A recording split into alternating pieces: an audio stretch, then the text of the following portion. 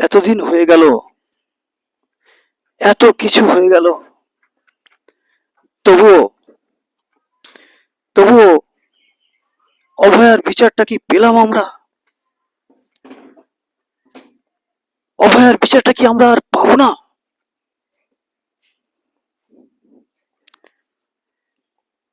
আন্দোলন, বিক্ষোভ, প্রতিবাদ,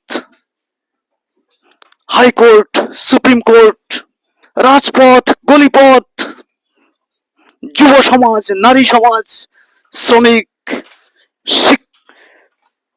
সাধারণ সমস্ত শুভবুদ্ধি ভাবাপন্ন মানুষের দীর্ঘদিনের আন্দোলন, লড়াই।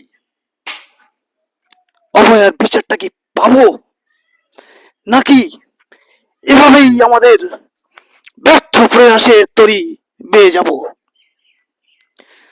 হ্যাঁ, হয়তো কারুর কারুর এখনো অবাক লাগছে, অদ্ভুত লাগছে সুব্রত মিত্রকে এভাবে দেখে।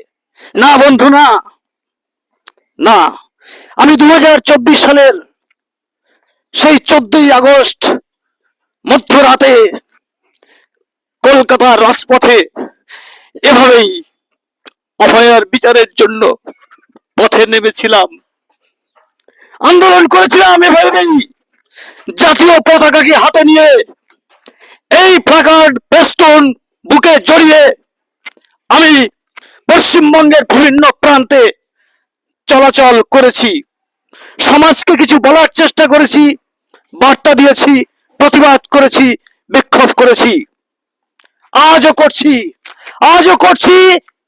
জাতি, ধর্ম, বর্ণ নির্বিশেষে একটা গঠনমূলক প্রশাসন, গঠনমূলক অ্যাডমিনিস্ট্রেশনের দাবিতে আজও প্রতিবাদ করছি।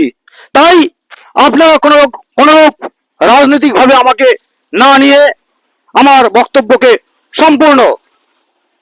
সম্পূর্ণ নিরপেক্ষভাবে ভাববেন, শুনবেন, বিচার করবেন। আমি এই মর্মে এই সময় নির্বাচনের একেবারে প্রাককালে, প্রাক সময় আমি আবেদন করব, হ্যাঁ আমি আবেদন করব যে আমার অভয়ার মা, যিনি সমস্ত রাস্তা, সমস্ত কিছুকে দেখেও পেয়েও যখন সুন্দর একটি বিচারের কোনো পন্থা না